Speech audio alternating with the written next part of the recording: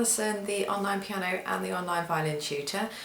Today I'm just going to give you a very quick kind of whistle-stop tour of the actual violin.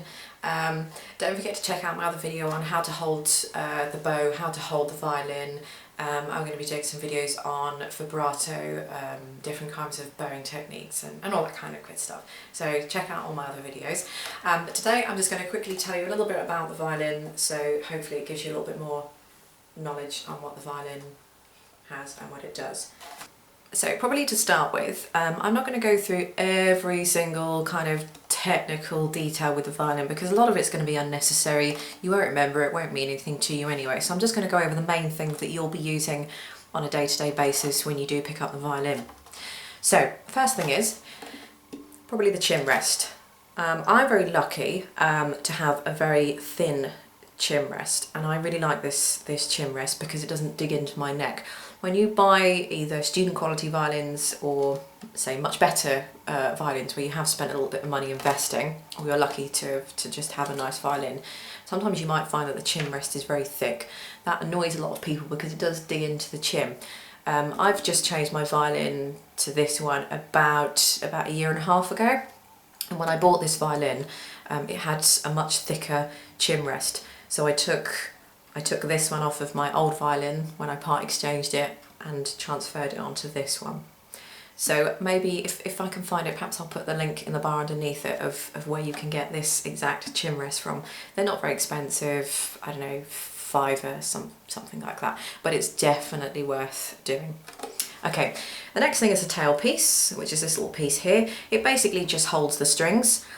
You can also have fine tuners or fine adjusters, whatever you want to call them, on the tailpiece as well. It just means that you can tune the strings a little bit more finely. I only have one on mine, which is the E string, just simply because I prefer to tune by the pegs, and I obviously find it a little bit easier. But I've had much experience tuning anyway. But because this is quite a nice violin and I've spent a little bit of money on it, the pegs are much easier to tune.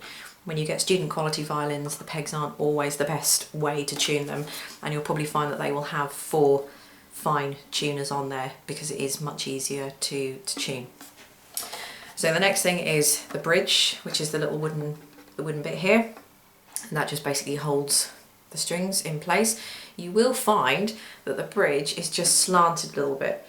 So as it goes down to the top string, the thinner string at the top, it is a little bit slanted. I don't know if you can sort of see that too well. But it's the way it's supposed to be, and you'll find the lowest bit of the slant, or the lowest bit of the bridge, should be where the E string is, the one at the top. So the one that's on the right.